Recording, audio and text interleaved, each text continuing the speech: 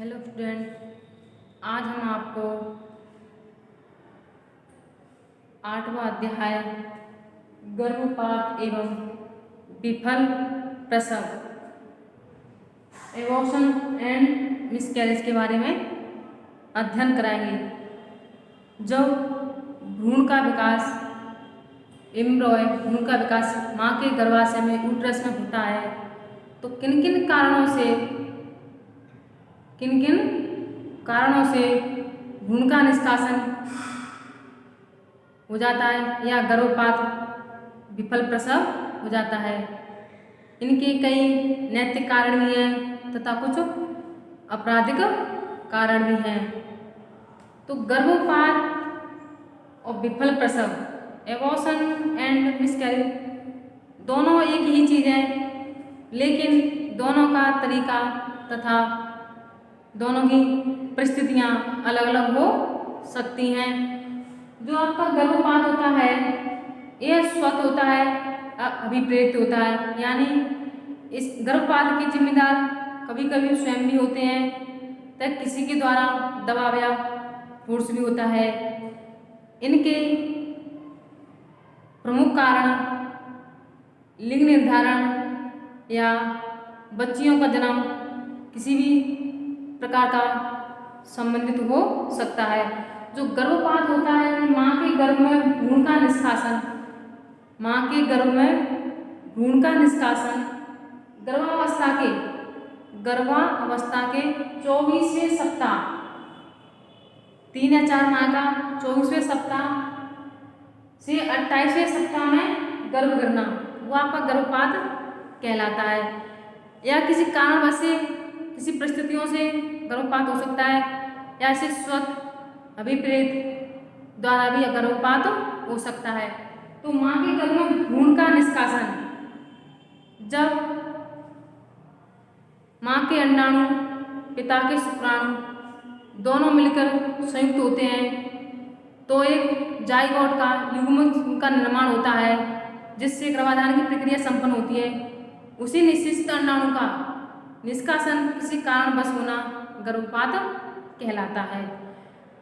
कई स्थानों पर गर्भपात किसी अनैतिक संबंध के कारणों से भी हो सकता है, किसी आपराधिक श्रेणी में के कारण भी हो सकता है, जैसे किसी रेप की समस्या, किसी स्त्री के साथ किसी रेप की समस्या होना या गलत संबंधों से लैंगिक संबंध स्थापित करना।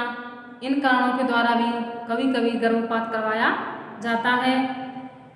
कुछ गर्भपात की प्रक्रिया होती है 3 से 4-5वें माह में भ्रूण का निष्कासन होना ही गर्भपात कहलाता है।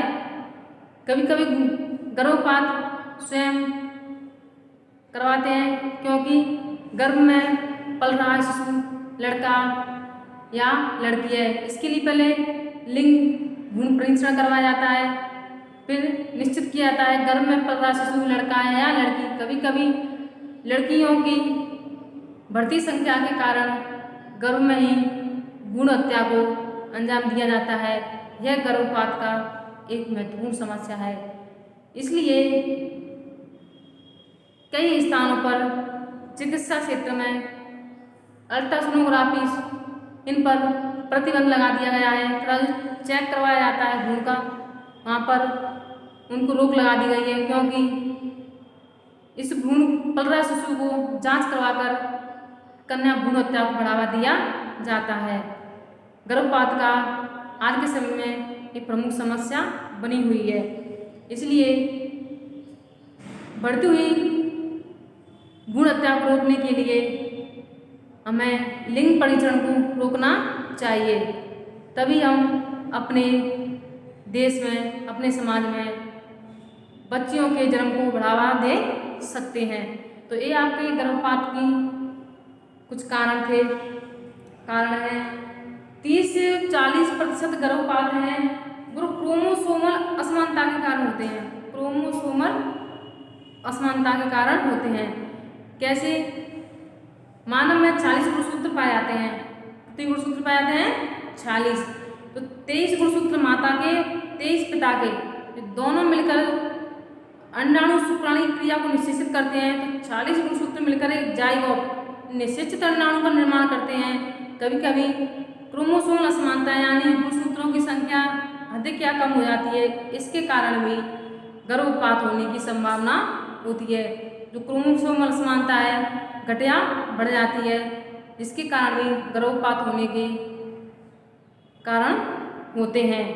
तो क्रोमोसोम असमानता में गुणसूत्रों की संख्या घट या बढ़ जाती है।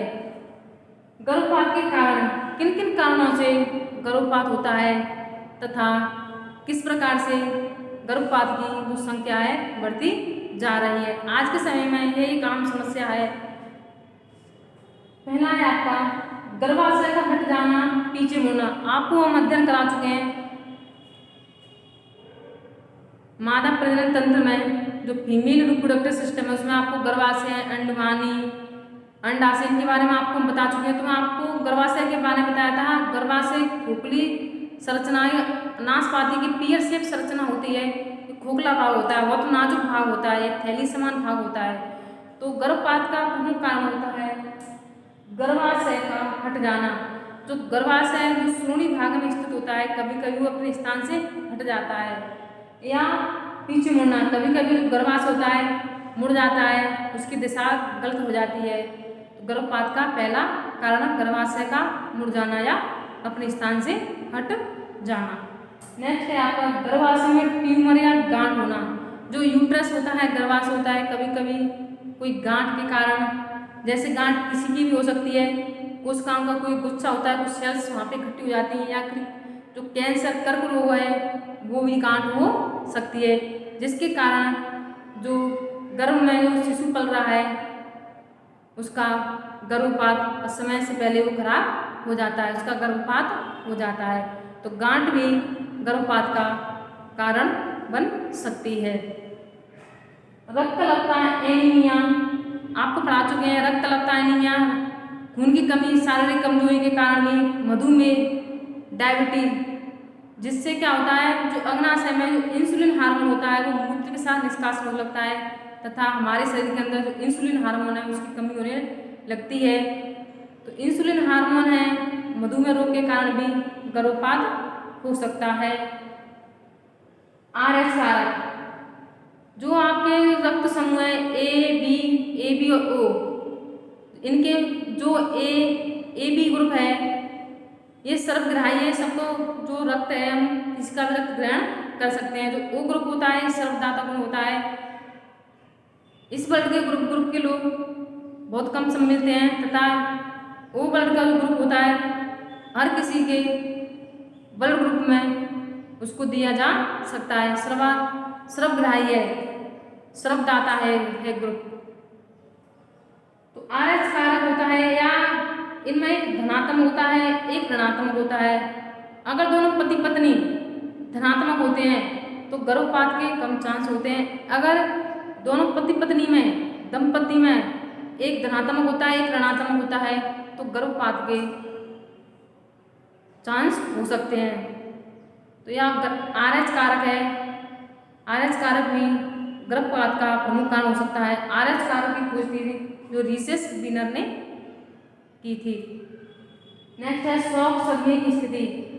कई कारणों से घर में कुछ दुर्घटना संबंधी समस्या हो जाती है या अचानक कोई परेशानी है, किसी का एक्सीडेंट है या माँ के गर्भ में जो पल रहा शिशु है उस पिता की अचानक मृत्यु हो जाना, शोक के सदमे की वजह से भी गर्भपात हो सकता है।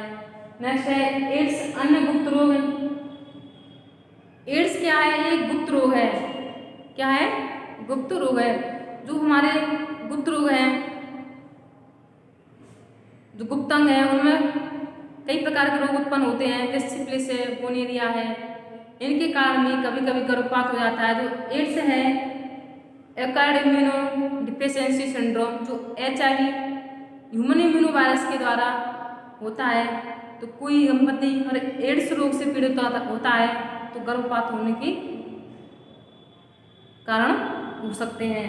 एक्वायर्ड इम्यूनो डिफिशियंसी सिंड्रोम, जिससे जो एड्स रोग होता है इससे शरीर में प्रतिरोधक क्षमता होती है जो रोगाणुओं से लड़ने की क्षमता होती है वो कम हो जाती है तथा शरीर है वो शारीरिक रूप से कमजोर होने लगता है, जिसके कारण गर्भपात हो सकता है।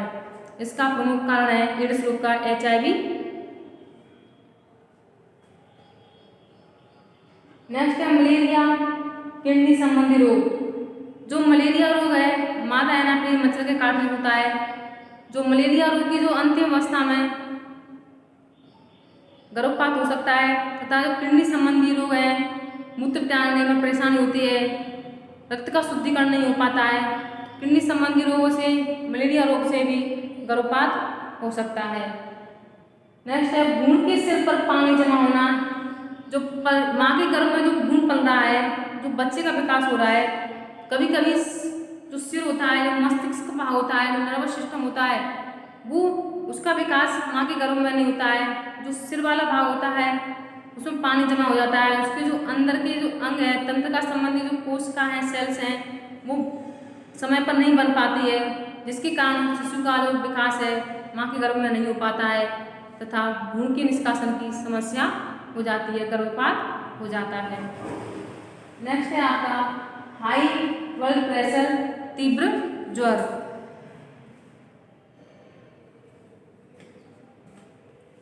गर्भावस्था में हाई ब्लड प्रेशर यानी उच्च रक्तचाप तथा तीव्र बुखार से भी, तीव्र ज्वर से भी गर्भपात हो सकता है। एक सामान्य स्वस्थ मनुष्य का शरीर का जो तापमान होता है, बॉडी टेम्परेचर है तो होता है 37 डिग्री सेल्सियस होता है। अगर इससे अधिक टेम्परेचर बॉडी का होता है, शरीर का होता है, तो तीव्र ज्वर की श्रेणी में आता है, जिससे गर्भपात के लक्षण हो सकते हैं। कभी कभी जो महामारी आर्तव चक्र होता है, समय से पहले जब गर्भाशय में गर्भ का निर्माण होता है, भ्रूण का निर्माण होता है, तो समय से पहले रक्तस्राव होना, बीच बीच में रक्तस्राव होना योनि मार्ग द्वारा, ये भी गर्भपात का लक्षण होता है। नेक्स्ट है आपका गर्भकालीन विषाक्तता। जो मेन कॉम्प्लिकेशन जो प्रेगनेंसी में आपको हम बता चुके हैं, इन्फेक्शन ऑफ किडनी, गर्भकालीन विषाक्तता, एनीमिया, इन रोगों के कारण भी गर्भपात हो सकता है। गर्भकालीन विषाक्तता में जो गर्भाशय के अंदर एक विष उत्पन्न हो जाता है, जिससे जो शिशु का विकास है माँ के गर्भ में पूर्ण रूप से नहीं हो पाता है तथा शिशु को भ्रूण को कई परेशानियों से गुजरना पड़ता है। इससे जो शरीर का जो ब्लड प्रेशर है तेज होने लगता है तथा कई परेशानियों से गर्भपात हो सकता है। नेक्स्ट है आपका दवाइयों का अधिक मात्रा में प्रयोग। जो एंटीबायोटिक दवाइयाँ होती हैं, जैसे पैरासीटामोल है, कई प्रकार की दवाइयाँ हैं, अधिक से अधिक प्रयोग करने पर भी गर्भपात हो सकता है, क्योंकि दवाइयाँ होती हैं काफ़ी गर्म केमिकल हैं, कई प्रकार के केमिकलों से मिलकर बनी हुई होती हैं, जो हमारे शरीर के लिए नुकसानदायक होती है। इनसे ब्लड प्रेशर है, कई किडनी संबंधी परेशानियाँ हो जाती हैं। इसलिए गर्भावस्था के समय दवाओं का सेवन कम करना चाहिए तथा एक अच्छे प्रसूति रोग विशेषज्ञ के द्वारा ही, डॉक्टर की जांच के द्वारा ही दवाओं का सेवन करना चाहिए। नेक्स्ट है आपका LH हार्मोन का अल्पस्राव।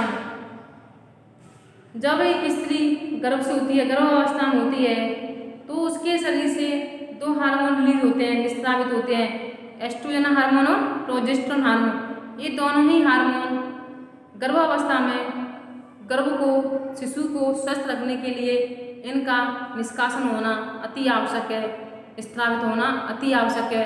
अगर ये हार्मोन स्रावित नहीं होंगे तो बच्चे का विकास नहीं होगा, तो बच्चे जो भ्रूण है उसका जमाव नहीं हो पाएगा, वो अपने स्थान पर गर्भाशय में टिक नहीं पाएगा। जो LH हार्मोन है, लुटियानिक हार्मोन है, जो बच्चे के विकास के लिए महत्वपूर्ण होता है, वो अल्पस्राव होता है, इसके द्वारा भी गर्भपात हो सकता है। नेक्स्ट हृदय रोग, श्वास संबंधी रोग। अचानक हृदय संबंधी रोग होना, जो हमारे शरीर में जो रक्त है उसका आवागमन, परिसंचरण पूर्ण रूप से ना हो पाना गर्भपात का प्रमुख लक्षण होता है। बेचैनी होना, सांस फूलना, ये भी गर्भपात के लक्षण हो सकते हैं। धूम्रपान करना, और कोई स्त्री गर्भावस्था में धूम्रपान करती है, नशीली पदार्थों का सेवन करती है, सिगरेट है, कई कैफीन है, कोको है, इन सब का ज़्यादा इस्तेमाल करती है तो गर्भपात का कारण हो सकता है। नेक्स्ट है आपका गर्भाशय में संक्रमण। जो यूट्रस होता है, गर्भाशय होता है, इसमें किसी प्रकार का इन्फेक्शन होना गर्भपात का कारण हो सकता है। वो आपका संक्रमण किसी कारण हो सकता है, या एड्स संबंधी हो सकता है, सिफिलिस, गोनोरिया रोग वो भी हो सकता है, तथा कभी कभी श्वेत प्रदर रोग होता है, उसके कारण भी गर्भाशय में संक्रमण हो सकता है। अपराजीली असामान्यता। जो माँ के गर्भ में जो शिशु पलता है तो शिशु के लिए जो पोषण प्राप्त होता है, ऑक्सीजन का आवागमन होता है, अपशिष्ट पदार्थों का निष्कासन होता है, अपरा प्लेसेंटा के माध्यम से होता है। जो नाभि से जुड़ा हुआ भाग होता है, अगर अपरा प्लेसेंटा नहीं होगा तो बच्चा गर्भाशय में नहीं टिक पाएगा, तथा जो अपरा है आपका प्लेसेंटा है, ये बच्चे को नाभि के द्वारा जो छोटी छोटी झिल्लियाँ होती हैं उनसे बच्चे को बांधे रखता है, उस झिल्ली को मजबूत बना रखता है। कभी कभी इसमें असमानता होने पर या झिल्ली के कमजोर होने पर गर्भपात हो सकता है। नेक्स्ट है आपका फ्लोपियन ट्यूब में फर्टिलाइजेशन। जो माँ के गर्भ में गर्भाशय होता है, फ्लोपियन ट्यूब यानी जिस नली के द्वारा शुक्राणु का आवागमन होता है, तो शुक्राणु फ्लोपियन ट्यूब द्वारा गर्भाशय में पहुंचते हैं। कभी कभी गर्भाशय में ना पहुंचकर फ्लोपियन ट्यूब यानी अंडवाहिनी नली होती है, जो डिम्बवाहिनी नली होती है, उस नली में ही अंडाणु और शुक्राणु मिलकर दोनों का निषेचन उस नली में हो जाता है। यानी जो निषेचित अंडाणु है गर्भाशय में ना पहुंचकर वो नली में ही स्थापित हो जाता है, तो गर्भपात के लक्षण होता है। कभी कभी इसके द्वारा माँ को अपनी जान से भी हाथ धोना पड़ सकता है। कभी कभी माँ के जो गर्भाशय है उसको शरीर से बाहर निकाल दिया जाता है, जिससे जो नली होती है उसका फटने का डर रहता है, क्योंकि बच्चे का विकास गर्भाशय होता है। नली तो एक खोखली पतली नली होती है जिसके द्वारा शुक्राणु का आवागमन होता है, ना कि आपको जो भ्रूण है उसका रोपण होना चाहिए। तो आवागमन का मार्ग है निषेचन के लिए, गर्भाधान के लिए तो गर्भाशय उपयुक्त स्थान होता है, लेकिन जो भ्रूण का विकास है अंडवाहिनी नली फैलोपियन ट्यूब में ही हो जाता है, जिससे भ्रूण का विकास पूर्ण रूप से नहीं हो पाता है, अंडवाहिनी नली अवरुद्ध हो जाती है, तो गर्भपात होने के चांस होते हैं। समझ। नेक्स्ट है आपका जो फर्टिलाइजेशन होता है, फर्टिलाइजेशन आपका फैलोपियन ट्यूब में ही हो जाता है। जो गर्भपात के कुछ लक्षण होते हैं इन्हीं कारणों से भी हो सकता है। कभी कभी कुछ कारण पिता संबंधी भी होते हैं, कुछ कारण माता संबंधी भी होते हैं, कुछ भ्रूण संबंधी भी समस्या हो सकती है। पिता संबंधी यानी पिता संबंधी गर्भपात कैसे होता है, जैसे जो नर होता है, मेल होते हैं, उनके अंदर शुक्राणु पाए जाते हैं।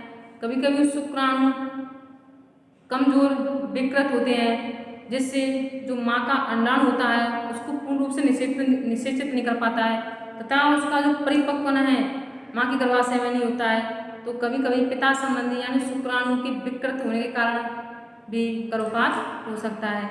नेक्स्ट है आपका जो माता संबंधी भी गर्भपात हो सकता है, जैसे अंडाशय का हर महीने महामारी के उपरांत ना बन पाना, अंडाशयों की संख्या कम होना, अधिक आयु का होना, अधिक कोको कोफीन गर्म पदार्थों का सेवन करना, नशीले पदार्थों का सेवन करना भी ये माँ संबंधी कारण होते हैं, जिसके कारण गर्भपात हो सकता है। भ्रूण संबंधी कारण होते हैं। भ्रूण का विकास माँ के गर्भाशय में पूर्ण रूप से नहीं हो पाता है, वह कमजोर होता है, तथा जो माँ के गर्भाशय में अपनी सभी क्रियाओं को संपन्न नहीं कर पाता है, तो इसके कारण गर्भपात हो सकता है। आज का जो अध्याय आपका गर्भपात एबॉर्शन एंड मिसकैरेज के द्वारा के बारे में आपको बताया है। नेक्स्ट आपको कल अध्ययन कराएंगे।